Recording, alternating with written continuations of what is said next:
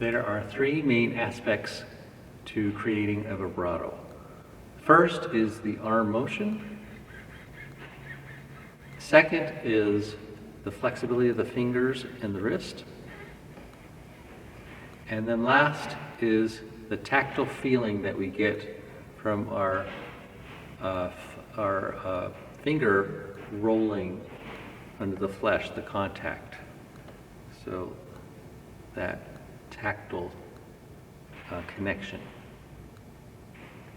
You should be able to feel like your fingers are filled with jelly, no bones. And if you start here, you can feel that here. So we're going to have an exercise for each of those three aspects. The first exercise is for the arm motion. And so you basically pretend like you're polishing your wristwatch like this. And then you can polish your fingers like this. And then while still maintaining this motion, then you polish in between the strings. And so now you have that arm motion. It's bounce, bounce, bounce. It's like bouncing a ball. In this case, you're bouncing your hand down. And it pops up by itself. Like that. Very good. The second is that flexibility of the fingers and your knuckles, like that. And we have what we call the finger drag. So basically, if you relax your fingers and you slightly pronate, remember pronate's bringing your thumb towards your body as opposed to supinate, which is away from your body. So you pronate slightly like this, fingers are angled down. Then if you relax your fingers and you do your arm up and down, your fingers drag behind naturally. I do this between the strings, between the A and D string. Try this, between A and D. Don't try to play on the strings. And if you'll see, there's a little resistance.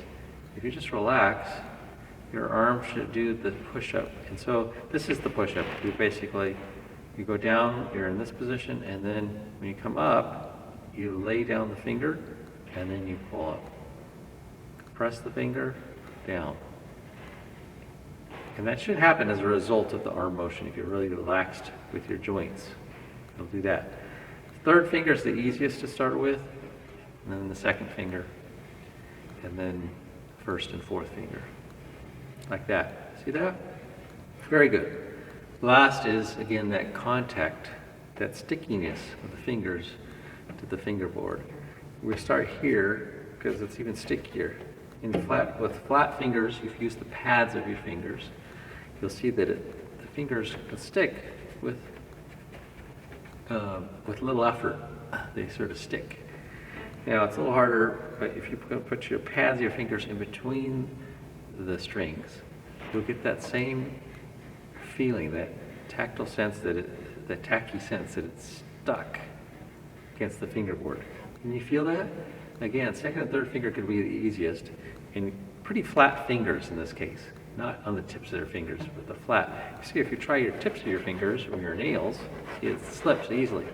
But you roll your fingers until they're using the pads of your fingers, and then it gets stuck. So that's the kind of feeling that we want when we do vibrato. We do flatter fingers, and you can drop your wrist a little bit, not so much your elbow, but your wrist, and we get that sticky sense. Put your fingers in between the strings and just rock back and forth. And you'll see that you're rocking back and forth, but the fingers are not moving as much because of that stickiness. Very good.